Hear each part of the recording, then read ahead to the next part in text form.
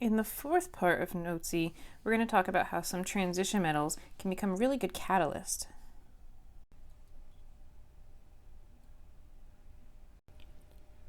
Before we talk about why certain transition metals are really good catalysts, I want to review a little bit about what a catalyst is and how it works. So a catalyst is something that's going to increase the rate of a chemical reaction.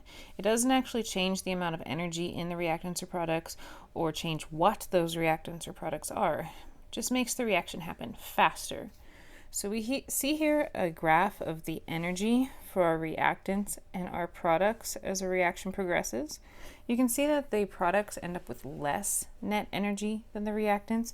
This tells us that the reaction is exothermic, meaning it will release energy over the process, but it is still going to require sufficient activation energy to get over this hump.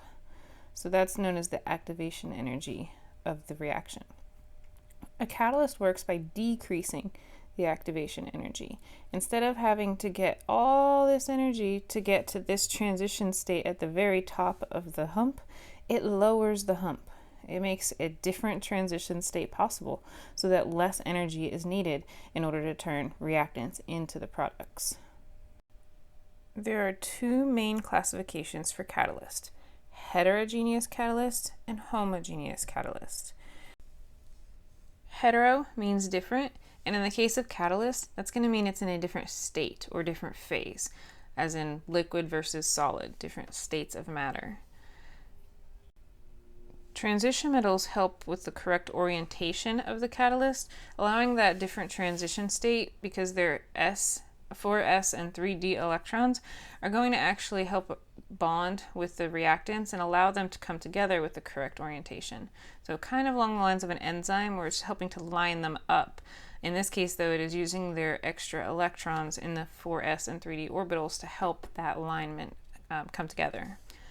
There's two more well-known types of heterogeneous catalyst. One is iron. It's something called the Haber-Fitts process. It's actually a super famous equation. We're going to talk about it a little bit when we talk about equilibrium some more, where nitrogen fixes with hydrogen to make ammonia. Another common use for this type of catalyst is when you decompose hydrogen peroxide.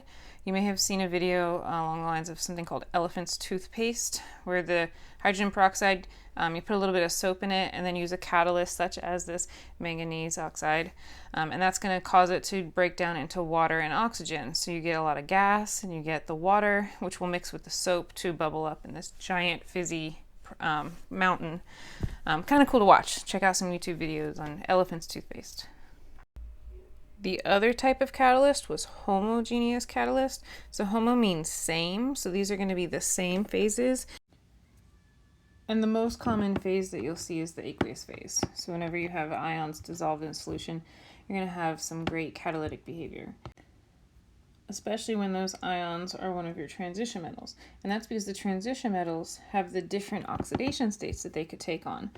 In Notes E1, we looked at a lot of the different oxidation states that some of the transition metals can take on. So this is going to be really useful for a redox reaction, where the electrons can transition from one substance to another substance.